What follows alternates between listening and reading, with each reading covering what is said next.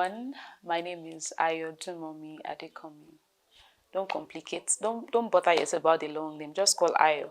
It'll be fine. And I like to share stories that inspire people, and because stories are easy to understand and so relatable. So today I'll be talking about a brief conversation with my 4-year-old. So there was this time we visited a dentist just to clean up and all. And I learned some things from that experience that stuck with me. So while I was having the conversation with the dentist, she told me, of course, her own personal opinion, that certain products, she had noticed from practice that certain products, when children take them, could also stain their teeth. I was surprised hearing that. But that was not even the issue. The fact was that all through the appointment with her, all through my interaction, my son was passive. Like, it wasn't like he was even hearing anything. He was just there looking at, the whole room. And when the procedure was over, we came back and, life continued. And of course, I gave him tea. But to my surprise, my son said he wasn't going to take tea. That the doctor said that the tea was staining his teeth. And I was like, that was not what the doctor said.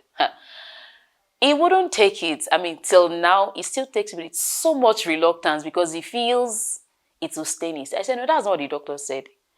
And even if that is it, the doctor also preferred the solution that after taking tea, just gargle with water and you'll be just fine. But my son did not hear that part though.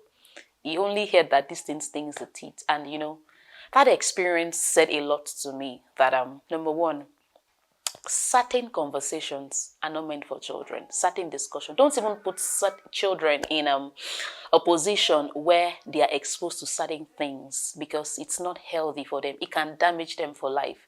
1 Corinthians 13:9 says that Paul was saying that when I was a child, I thought like a child, I talked like a child, and I understood like a child.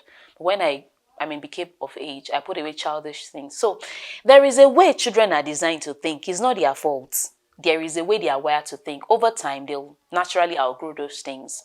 And when I'm talking about child here, I'm not just talking about biological. I'm not talking about just the natural when it comes to age and numbers. It could also mean mentally, it could mean spiritually, it could mean financially. Some things that will build up some people, it may be too heavy for others to swallow.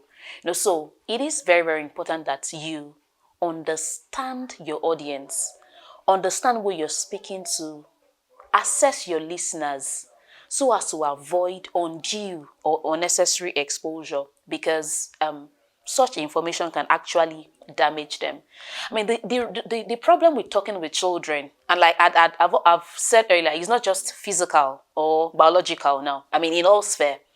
The danger of talking with children in quote is, number one, your information stand the risk of being misunderstood. And when it is misunderstood, it stands the risk of being misinterpreted.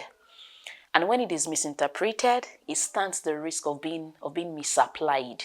And so while you think you're passing an information, they are getting something totally different. So it is very, very important that we choose our words carefully because you don't know the implication, the cost implication. If I wrote here that you don't even know the destiny implication of your words, to your audience. If your words are not properly curated for your audience, it can actually destroy them. It can destroy homes, it can destroy family, it can destroy anything.